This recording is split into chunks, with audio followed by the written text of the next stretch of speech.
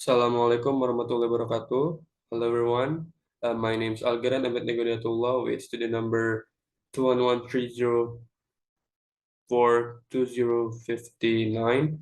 This occasion, I would like to talk to you about the life and the legacy of Herman Melville, one of the greatest American writer of the 19th century.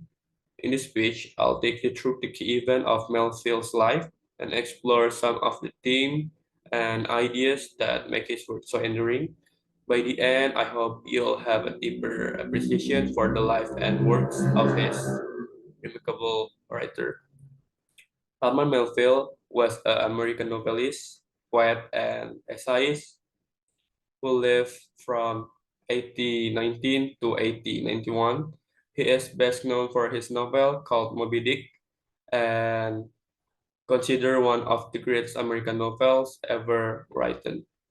Melville's work was largely ignored during his lifetime, but his reputation grew after his death, and he is now recognized as one of the most important literary figure of the 19th century. Melville was born in New York on August 1, 1819. His father was a merchant, but the family's wealth declined after the death of his father. Melville left school at the age of 15 to work as a clerk in a bank, but he soon decided to go to sea. In 1839, he signed on a cabin boy on a merchant ship bound for Liverpool, England. He spent the next year sailing around the world, visiting ports in South America, the South Pacific, and the Indian Ocean. Melville's experience at the sea inspired many of his work, including Moby Dick, which is based on his experience whaling in the Pacific. He returned to New York in 1844 and began writing in earnest. His first novel, called Typee, was published in 1846 and was based on his experience living among the cannibals in Marquesas Island. The book was a bestseller and established Melville as a major literature figure. In 1851, Melville published Moby Dick, which tells the story of Captain Ahab's obsessed quest to kill white whale that had taken his leg. The novel was not received by critics and did not sell well, but it has since been recognized as a masterpiece of American literature. Melville's next book, called Pierre, was critical and commercial failure, and it marks the beginning of a decline in his literature career.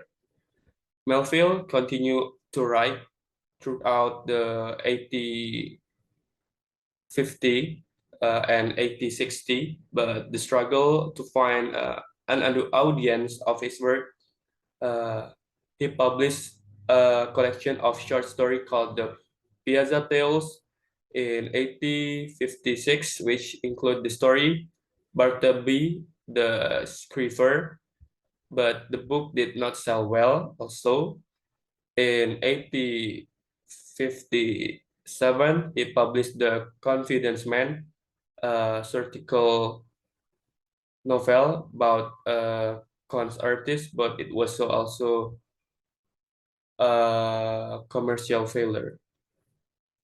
In 1866, Melville's son, called Malcolm, died at the age of 18, and the event had a profound effect on him. He stopped writing fiction and turned to poetry. He published a collection of poetry called Battle Piece and Aspect of the War in 1866, which was based on his experience as a soldier during the Civil War. The book was not well received, but it now considered as an important work of American poetry. Melville's last year were marked by financial difficulties and declining health. He worked as a custom inspector in New York City to support his family, but he continued to write. He published a final novel called Billy Boat Sailor in 1921, which tells the story of a sailor who is false accused of mutiny and sentenced to death. The book was not well received at the time of its publication, but it is now considered one of Melville's greatest works. Herman Melville died on September 28, 1961, at the age of 72. He was largely forgotten by the literature words at the time of his death, but his reputation has grown over the years. Today, he is considered as one of the greatest American writers of the 19th century, and his works continue. Maybe that's all for me.